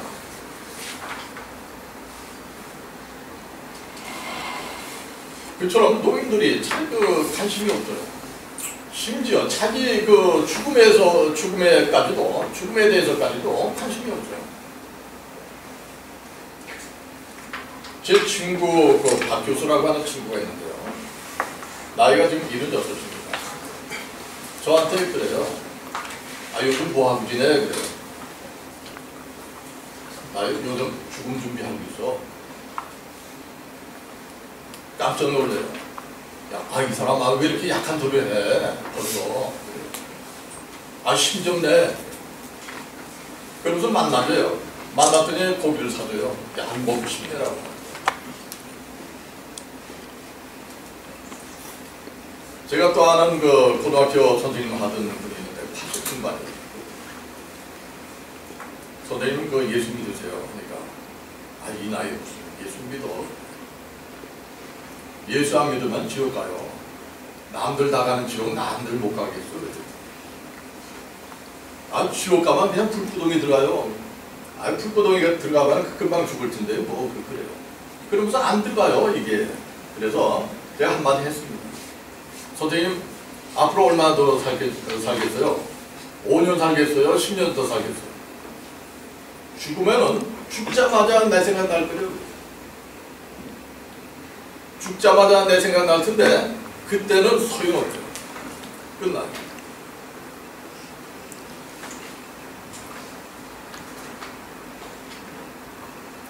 우리 한국인의 죽음 의식에 관해서 보건복지부에서 설문을 조사했는데요. 79.2%가 죽음을 공개적으로 논의하거나 생각하지 않는다. 죽음에 대해서 그냥 얘기를 안 하려고 그래요. 또 공자님은 제자 자로가 죽음이 무엇입니까? 이렇게 물었어요. 그러니까 미지생 언지사라 이렇게 답변을 합니다. 미지생 언지사. 삶도 아직 모르는데 어떻게 죽음을 알겠느냐? 뭐 솔직한 답변이죠. 그래서 유교는 종교라고 하지 않습니다. 내세가 없어도 종교라고 하지 않아요.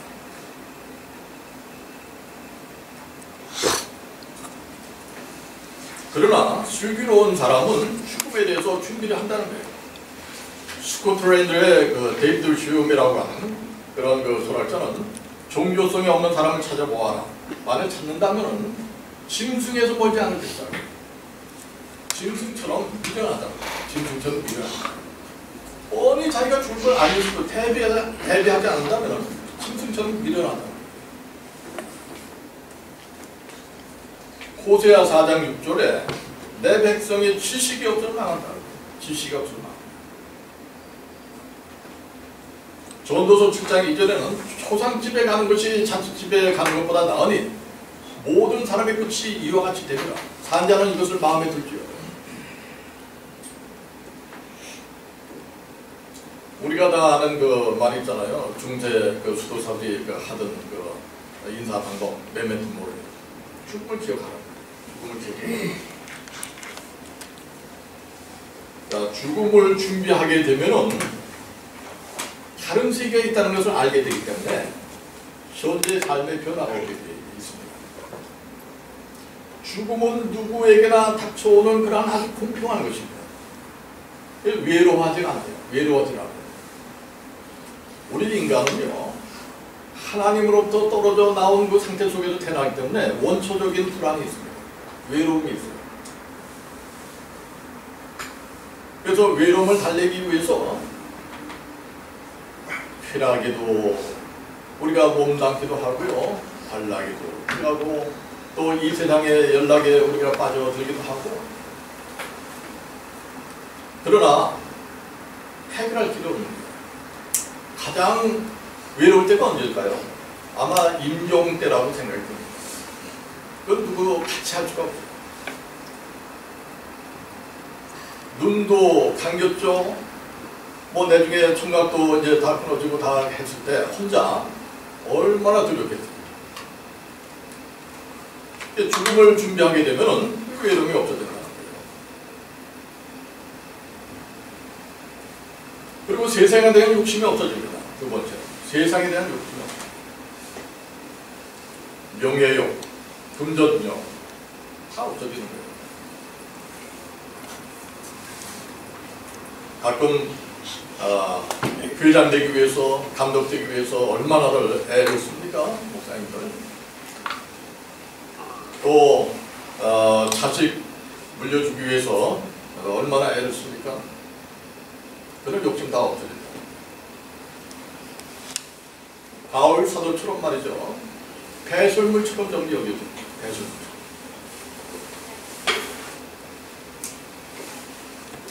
그리고 미움이 없어져요. 거칠고 모난 인간관계에 없어져요. 미워하는 사람이 없어져요. 부부 싸움도 없어져요. 다 그냥 불쌍하게 보이고. 좀 섭섭한 일이 있어도요. 얼마나 하겠는가. 미움이 없어진다. 그리고 삶 자체가 착합니다. 착하게 살기. 요즘 얼마나 악합니까? 사람을 난도질하고 그냥 뭐 각을 뚫고 말이죠. 목을 자르고 뭐 팔다리를 다 자르고 그냥 뭐 갖다 버리고 그러지 않습니까? 착하게 살게 돼요. 그래서 이 죽음학에 관한 문제는요, 노인들만 배울 것이 아니라 아이들까지 공부시켜야 돼요. 나중에 그 KMC 그 인터넷 신문에 한번 들어가 보세요. 이제 두 번째 들어갔습니다. 그래서 거기에 이렇게 인간이 어떻게 성장하고 하는 문제가 있습니다. 또 자기 자신을 굉장히 소중하게 생각합니다. 나의 지금 현재의 삶이 그대로 영의 세계로 들어가기 때문에 현재의 나의 삶이 너무 소중한 거예요. 함부로 살지는 않습니다.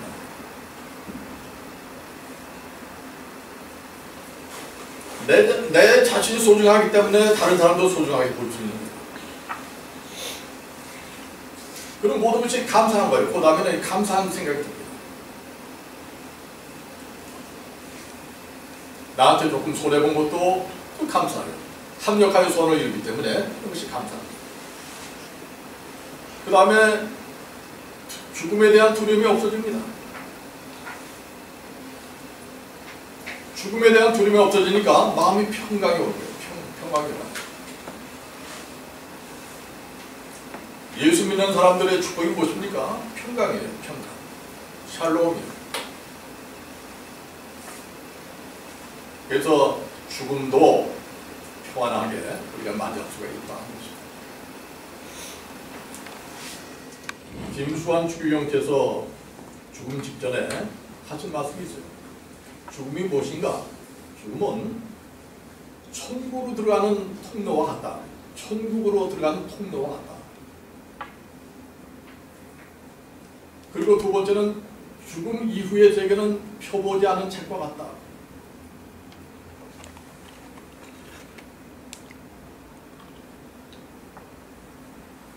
그리고 세 번째는 나는 저 천국을 사랑으로 준비를 하고 있다. 하나님의 본질이 무엇입니까? 하나님의 본질은 사랑입니다. 하나님이 다스리는 그 천국도 본질이 사랑입니다. 하나님의 형상을 닮은 우리 인간도 본질이 사랑입니다. 사랑을 잃어버리게 되면 인간이 아니에요. 모습은 인간이지만 벌써 사랑을 잃어버리게 되면 그건 인간이 아니에요. 사람이 사람처럼 그렇게 사람을 죽이는 그 동물이 어디 있습니까? 사람을 괴롭히는 동물이 어디 있습니까? 사람처럼. 그래서 사랑으로 저 천국을 준비한다. 그러나 네 번째, 여전히 두렵다. 죽음이 두렵다. 솔직한 말씀입니다. 죽음 두려워하지 않는 사람이 어떻겠습니까? 그런데 여러 가지 그 의미가 있겠지만요.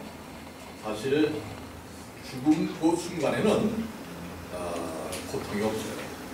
근데 죽음을 맞이하기까지의 그 심리적인 불안, 또 질병으로 인한 고통, 뭐 그런 것이 있는 거예요. 그런 것들이 두려운 거예요.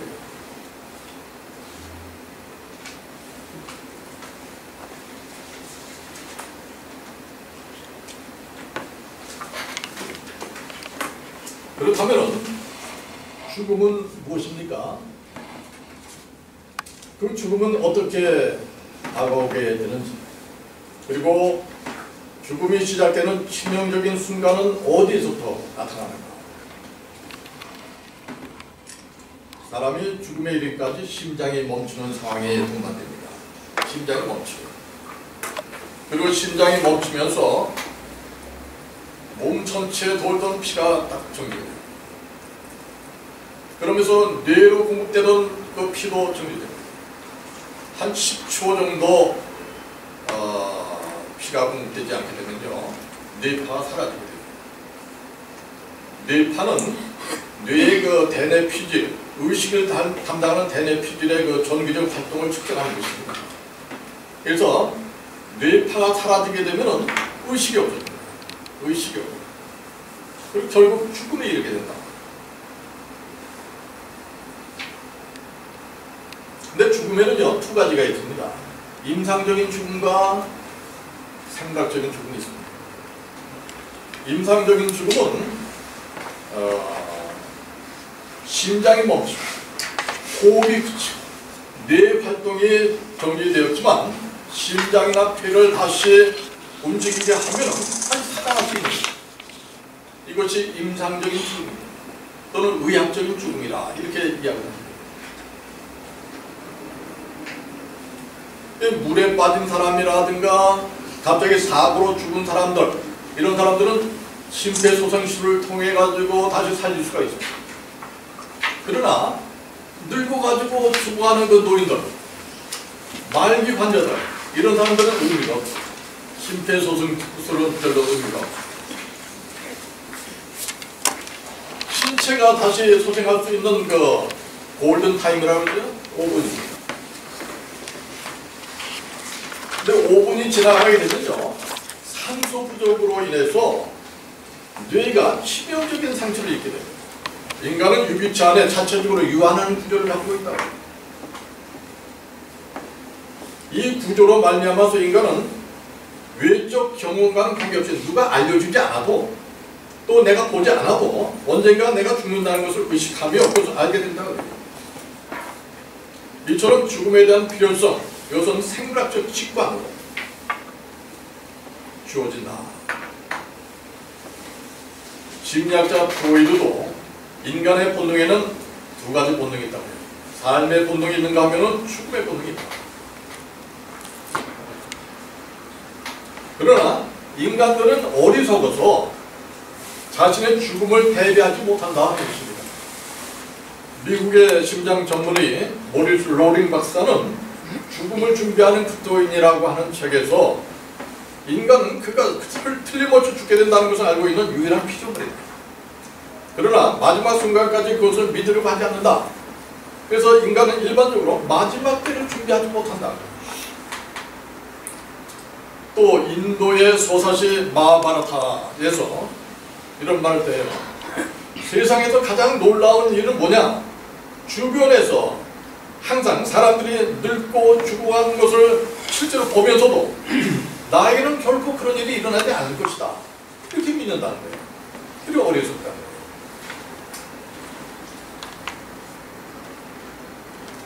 그러나 죽음에 대한 구체적인 인식은 사랑하는 사람의 죽음을 통해서 비로소 자신에 대한 죽음의 실체를 피부로 느끼게 된다. 저는 자녀들이 다 시집장가 다 갔습니다. 그래서 저는 둘이 살아요. 둘이 사는데 이 사람이 언젠가 내 곁을 떠나게 될 텐데 내가 먼저 떠나든 이 사람이 먼저 떠나든 언젠가 떠날 텐데 앞으로 몇 년 우리가 더 살 수 있을까 하는 생각이 해요. 지금 그 사람 속에는 무슨 일이 일어나는지 내가 알 수도 없고 나의 생각을 전할 수도 없고 그를 위해서 아무것도 할 수 없는 그러한 무력감 속에서 그냥 굳어가는 그 시체를 바라볼 뿐이다. 이제 그냥 유기체에서 무기질로 옮겨가는 거예요. 생명체에서 물질로 옮겨지는 거예요.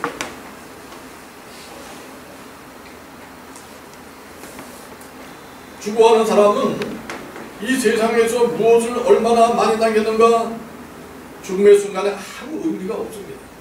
아무 의미가 없습니다. 물론 이름과 명예와 업적을 남길 수 있지만 더 이상 그 사람에게는 의미가 없습니다. 이 세계의 모든 것은 그에게서 완전히 끝이 납니다. 죽음은 이처럼 치명적이에요. 완전히 끝나는 거예요. 죽음과 함께 한 인간의 존재는 완전히 사라지는 것이죠. 셋, 왼쪽, 다섯, 몸을 풀어보세요. 하나, 둘, 셋, 넷. 일어서세요. 졸릴 시간이에요. 그죠? 자, 사회적. 손으로 지은 것이 아니라 하늘에 있는 영원한 집이 우리에게 있는 줄 안다. 자, 이 말에 의하면 죽음은 하나의 집에서 다른 집으로 옮겨간다 하는 그런 의미가 있는 거죠.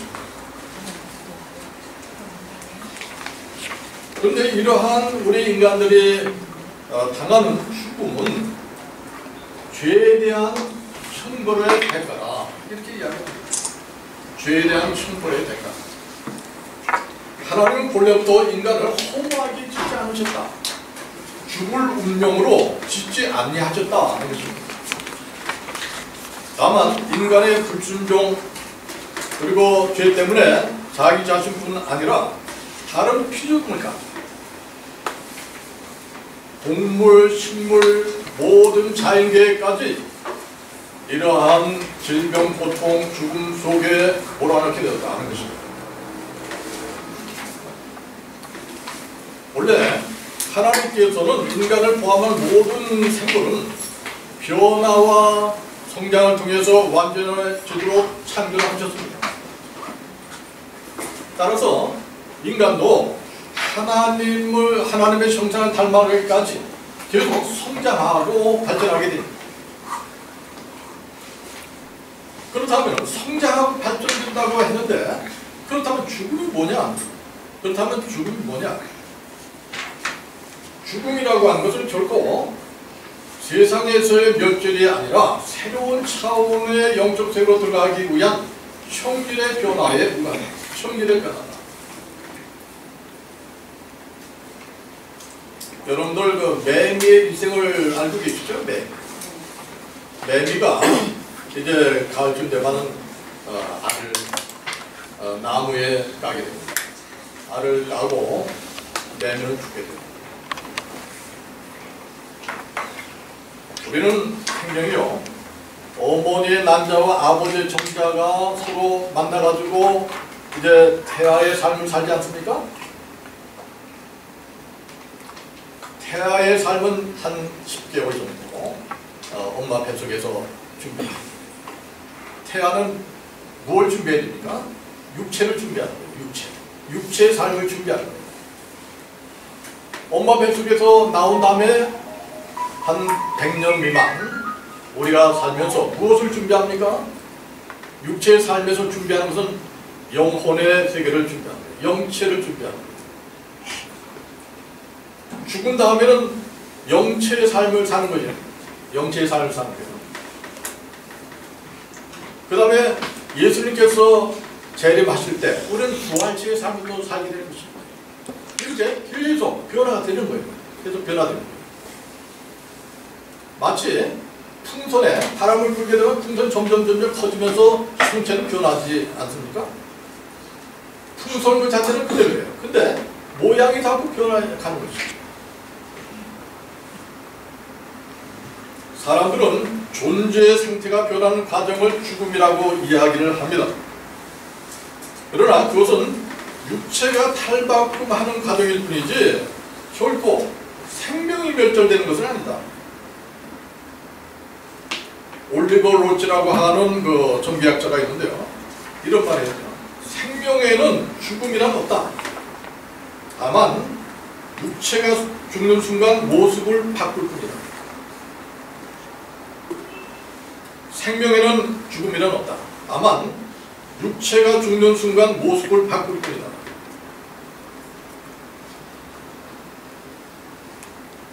이렇게 인간은 죽음을 통해서 새로운 참으로 발달되도록 창조되었기 때문에 죽음은 결코 두려움과 공포의 대상이 아니라 자연스러운 삶의 한 과정이었습니다. 독일의 신학자 슐라이어 마크는 죽음 그 자체는 죄의 결과도 아니고 악한 것도 아니다. 그것은 유한한 인간의 시간적 한계이며 자연적 끝이다. 그러나 죄로 말미암아 이지러진 인간의 의식은 자기의 것을 악한 것으로 경험하며 하나님의 심판으로 두려워하게 된다. 또 스위스의 신학자 칼 바르트도 죽음은 그 자체로서 심판이 아니다. 죽음은 유한한 인간의 한계이며 자연에 속한다.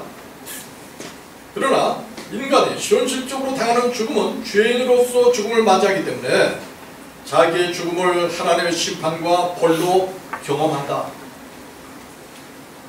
자, 여인의 출산은 축복이 아니겠습니까? 여러분들 그 과일이 익으면 떨어지게 돼 있는 거 아니겠습니까? 그건 정상적인 거예요. 근데 과일이 태풍에 그냥 떨어지나요? 바람에? 병들어서 떨어지나요? 그러면 그 자체는 그건 같이 떨어지는 것은 같지만 그건 저주입니다. 또 유정란이 깨지는 것은 병아리가 나오기 위한 축복에 깨집니다. 무정란이 깨지는 것은 그 자체가 저주입니다. 그래서 육체적인 죽음이라고 하는 것은 정상적인 우리의 그 과정이었지만 죄인으로서 맞이하는 육체적인 죽음은 저주와 절망으로 우리가 느끼게 된다. 결론적으로 타락하기 전의 죽음은 하나님의 창조 질서 속에 속한 자연적인 것이었다고 우리는 말할 수가 있습니다. 그러나 하나님이 없는 인간의 타락한 현실 속에서의 죽음은 결코 자연적인 죽음이라고 할 수가 없습니다. 이 세상 어떤 사람도 정신적으로, 육체적으로 충만한 삶을 살고 지가 지내서 자연적인 죽음을 맞이하는 사람은 하나입니다. 죄와 죽음이 지배하는 그러한 세계 속에서는 불가능하다. 태초에 하나님께서 창조하신 세계는 죄가 없는 세계였습니다. 하나님과 인간은 자연스럽게 교제를 나누는 그러한 아름다운, 그러한 조화로운 상태였습니다. 하나님은 인간의 영을 지배했습니다. 인간의 영은 자기 마음을 통제했습니다. 그리고 자기의 그 마음은 자기 육체를 통제하는 그런 완벽한 상태였습니다. 여기에는 어떤 그 질병도 들어올 수가 없어요. 죽음도 두려울 수 없는 그런 완벽한 상태였습니다. 근데 그 완벽한 것을 깰 수 있는 유일한 방법이 있는데 그건 무엇이겠습니까? 아주 완벽한 것을 깰 수 있는 유일한 것이 뭐겠어요? 인간의 의지입니다. 인간의 의지밖에. 인간의 의지밖에. 그래서 뱀은 하와에게 다가왔습니다. 하와에게 다가와서 하나님께서 그렇게 먹지 말라고 명령하신 선악과를 먹도록 유혹을 합니다. 2절 말씀 다 같이 읽어주실까요? 시작. 그러므로 이제 그리스도 예수 안에 있는 자에게 결코 동의하며 없나니 이는 그리스도의 안에 있는 생명의 성령의 법이 죄와 사망의 법에서 해방하였습니다. 아멘. 그래서 우리가 육체적으로는 허무한 삶 속에 우리가 살고 있지만 영적으로는 하늘의 소망을 가지고 승리의 삶을 살고 있습니다. 더 나아가서 우리가 가지고 있는 육체적인 욕망을 억제하고 세상의 유혹을 떨쳐버리고 그리고 영적 성장을 이루게 되면서 육체적인 죽음보다 더 완전한 성화로 나아가는 그러한 계기가 될 수가 있다. 다시 말하면 성도들은 죽음을 통해서 하나님과 더불어 살아갈 수 있는 영의 성질로 새롭게 변화가 된다. 그래서 죄의 유혹과 영적 전투도 끝나게 되고 주님의 품에서 영원한 안식을 누리게 된다는 것입니다. 이와 같이 죽음은 하나님께서 자기 백성을 성화시키기 위한 한 과정입니다. 육체적인 죽음은 영계로 들어가는 하나의 관문입니다. 죽음은 보다 높은 차원으로 들어가 높은 의식으로 들어가는 통로 역할을 하는 것이 죽음이다. 따라서 육체가 죽는 날은 영계의 새로 탄생하는 날이 되는 것이 들어가는 마지막 관문입니다. 이들의 육체적인 죽음은 죄에 대한 최후의 대가로 시불되는 것입니다. 그리고 영계에 들어가서는 하나님의 노여움과 심판이 어떤 것인가를 실제로 경험을 하게 된다. 그래서 불신자들은 바깥 어두울 때 쫓겨나게 된다. 바깥 어두울 때 하나님 바깥으로 쫓겨난다. 아무리 성철 스님이나 아무리 소크라테스나 아무리 성자라고 칭하는 사람 하나님 안에 있지 않고 밖에 있으면 밖으로 쫓겨난다. 불도 꺼지지 않는 그러한 울며 이르가며 영원히 고통을 받게 된다. 불신자들이 들어가는 그 지옥은 선이 없습니다. 선이 없습니다. 완전히 악한 자들만 들어가는 것입니다. 이곳에서는 죽고 싶어도 죽을 수가 없고 영원히 고통이 지속된다. 우리 이 세상에서는요 팔다리를 잃게 되면요 그것으로 끝나는 거예요. 그것으로 끊어지는 그걸 끝나는 거예요. 아무리 심한 고통이라도 죽으면은 그 고통도 끝나는 거예요. 그러나 영의 세계에 들어가서는요 신체 어느 부위가 끊어진다 하면 다시 그대로 그냥 회복되는 거예요. 고통이 계속 그냥 지속되는 거예요.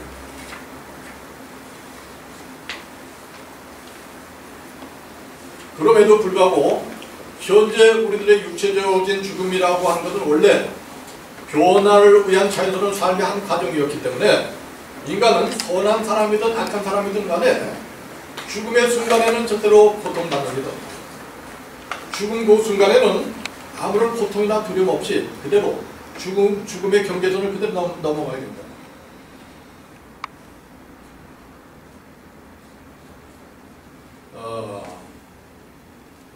죽음은 잠에 비유를 하게 되는데요. 죽어가는 과정 몹시 피곤한 사람이 자기도 모르는 사이에 스스로 잠에 빠져드는 것과 같다고 할 수가 있습니다. 그래서 성경은 많은 사례를 통해서 죽음을 잠에 필요합니다. 다윗은 환난 가운데 있을 때 나의 눈을 밝히소서 두렵건대 내가 사망의 잠을 잘까 하오며, 또 바울도 형제들아 자는 자들에 관하여 너희가 알지 못함을 우리가 원치 아니하노니, 또 예수님도 나사로가 죽었을 때 우리 친구 나사로가 잠들었다, 내가 깨우고 간다 하는 말씀을 하셨어요. 그래서 잔다는 표현은 영혼의 죽음을 가리켜 말하는 것이 아니라 육신의 죽음을 상징적으로 표현하는 것입니다. 그래서 그리스의 시인 호모는 저사시 일리아드에서 잠을 죽음의 심리라고 합니다. 그리고 아주 비슷한 점 세 가지를 이야기하는데요. 첫째로 잠과 죽음은 휴식을 얻는다는 데서 비슷하다. 사람이 잠을 통해서 정신과 육체의 휴식을 얻는 것처럼 우리는 죽음을 통해 가지고 공공한 삶을 맞추고 주는 품에서 영원히 안식하게 된다. 둘째로 다시 깨어난다는 점에서 비슷하다. 사람이 잠을 잔 후에 아침에 다시 깨어나는 것처럼 성도들의 육체는 주님께서 이 세상에 오실 마지막 날에 무덤에서 다시 일어나게 된다. 마지막으로 생기를 얻게 된다는 점에서 비슷하다. 잠을 자고 나면 피곤이 사라지고 몸에서 생기가 나는 것처럼 무덤에서 부활한 성도들은 썩을 곳에서 썩지 아니할 것으로 다시 살아난다. 욕된 곳으로 영광스러운 곳으로 다시 살아난다. 약한 곳에서 강한 곳, 육의 몸에서 신령한 몸으로 다시 살아나게 된다. 잠자는 사람 보고 슬퍼할 사람이 없습니까? 그 이유는 뭡니까? 아침에 다시 또 깨어날 수가 있지 않습니까? 그래서 마찬가지로 부활을 믿는 성도들도 죽음을 두려워할 필요가 없습니다. 그러나 그것은 마지막 숨이 끊을 때 느끼게 되는 죽음의 고통이라기보다는 죽음이 채 오기 전에 미리 염려하는 심리적인 현상 또는 질병으로 인한 고통일 뿐이다. 어떤 사람이 총을 맞고 죽었다가 다시 살아난 후에 고백을 했어요. 첫 번째 총알을 딱 맞았을 때 나의 고통과 두려움은 사라졌다. 총알 딱 맞았을 때 고통과 두려움이 사라졌다. 두 번째, 세 번째 총알은 느끼지 못했다. 이와 같이 사람들은 죽음의 경계선을 너무 쉽게 넘어가기 때문에 나중에 자기가 죽었다는 것을 깨닫지 못하는 경우가 굉장히 많습니다. 다른 차원의 세계에 들어왔다는 사실을 지각하기 어렵다. 특히 교통사고를 당했다든가 급사한 경우 자신의 죽음을 깨닫기 어렵다. 한동안 이건 현실과 똑같은 거예요. 우리 집사람이 아침에 일어나서 이런 말해요. 밤에 내가 통곡하며 울었는데 못 들었느냐. 깜짝 놀랐어요. 왜 통곡하고 울었냐. 내가 죽었대. 꿈에 죽었대. 그러니까 이게 꿈의 세계와 현실 세계를 꿈에서는 혼동하는 거예요. 잘 모르는 거예요. 이거 꿈이다 하는 것을 생각하지 못합니다. 영의 세계에 딱 들어가서도요, 현실 세계와 똑같은 거예요. 그러니까, 근데 내가 살아있나? 지금 이 세상 어디인가에 지금 와 있는 것 같다 하는 그런 느낌이 든다. 사람이 죽음 직전에 고통을 느끼는 경우는 별로 없는 것 같다. 이렇게 결론을 내릴 수 있습니다. 뇌가 움직이는 동안에는 아픔을 느끼지만 순간적으로 의식을 잃고 나면은 감각이 없어지고 고통도 사라지게 됩니다. 예를 들어서 칼에 찔려서 사망할 경우에 칼이 심장을 찌를 때까지는 아픔을 느끼지만 그러나 차갑다고 느껴지는 순간 바로 의식을 잃게 되면서 고통도 사라지게 됩니다. 그러면서 이런 말이에요. 극한의 신체적인 고통이 찾아오면 우리 뇌는 감정과 의식을 느끼지 못하도록 자동적으로 신체의 스위치를 한꺼번에 딱 꺼버린다.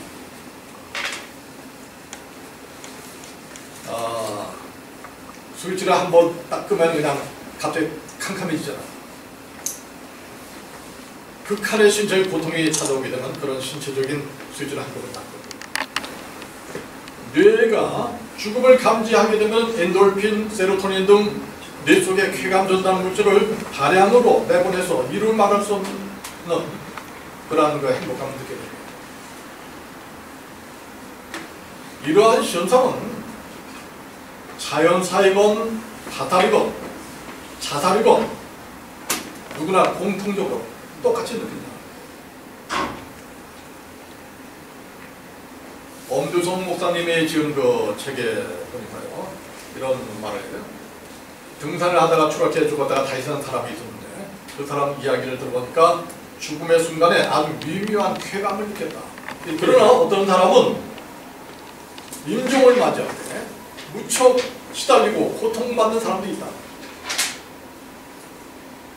선한 사람과 악한 사람의 그 임종은 현저히 다르다. 인도의 선다스싱은 이런 말을 합니다. 하나님을 믿지 않고 죽음을 맞이하는 사람들 가운데 어떤 사람은 임종시에 사납고 무서운 악마들이 몰려들고 공포에 떨게 됩니다. 특히 자살하는 사람들, 자살은 모든 것을 끝장내려고 죽지만 자살하자마자 100% 후회야. 100%. 모든 것이 끝난 줄 알았는데 모든 것이 시작이야. 영원한 시작. 결론적으로, 마지막으로 결론적으로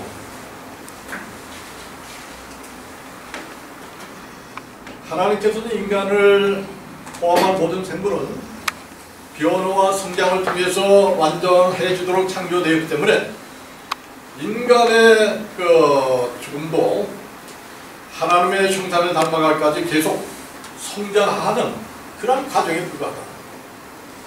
다시 말해서 인간의 생명 그 모습이 계속 탈바꿈하고 변화해가지만 생명 자체는 결코 소멸되지 않고 존재한 상태에서 다른 상태로 변화되어 가는 과정이다. 이렇게 인간은 새로운 천으로 성장하고 발달되도록 창조되기 때문에 죽음은 결코 두려움과 공포의 대상이 아니라 자연스러운 삶의 한 과정이라는 거죠. 타임지에 그 실렸던 그 기사를 보니까요, 2000년 전에 있었던 그 종류나무 씨앗, 2000년 된 종류나무 씨앗을 발견했어요. 그래가지고 식물학자 솔로이라고 하는 사람이 그것을 심어가지고 6개의 씨앗에서 싹을 틔웠어요. 조그만 그 씨앗 속에 2000년 동안 생명이 살아있었던 거예요. 놀라운 거 아니겠어요? 전율이 느껴졌다. 그래서부터 벗어났기 때문에 우리는 하나님과 더불어 살아가는 그러한 천국의 삶 살 수가 있는데, 3가지 과정을 거쳐서 우리가 천국을 경험할 수 있다. 첫째는 현재 육신을 가지고 사는 이 세계에서 우리가 천국의 삶을 살 수 있다. 천국이 무엇입니까? 하나님의 다스리는 세계가 천국 아니겠어요? 그래서 우리는 하나님의 다스림을 받는 이 정도의 삶을 통해서 천국의 삶을 살 수가 있다. 다만 육체 속에 살고 있기 때문에 육체에 한계가 있고 제한이 있습니다. 그 다음에 육체를 벗어난 다음 영으로 존재하는 영체로서의 그 천국, 낙원과 낙원이 있습니다. 그 다음에 예수님께서 부활하신 다음에 우리가 부활해서 들어가는 천국의 삶, 3단계로 우리가 경험할 수가 있다 하는 것입니다. 이와 같이 죽음은 하나님께서 자기 백성을 성화시키기 위한 한 과정으로, 육체적인 죽음은 영계로 들어가는 관문에 지나지 않다. 따라서 육체가 죽는 날은 영계 새로 탄생하는 날이 된다는 거죠. 육체의 삶을 떠나서 영적인 삶으로 옮겨가는 영광의 날이 바로 육체가 죽는 날이죠. 그래서 2대 총장이었던 김말란 박사는 자기의 장례식을 천국 환송식으로 해달라는 요를 남기고 죽었던 것입니다. 우리도 이러한 죽음 이후에 찬란한 세계가 있다는 것을 우리가 확신하면서 천국을 소망하면서 여기에서부터 천국의 삶을 사시기를 간절히 바라면서 모든 강의를 마치도록 하겠습니다.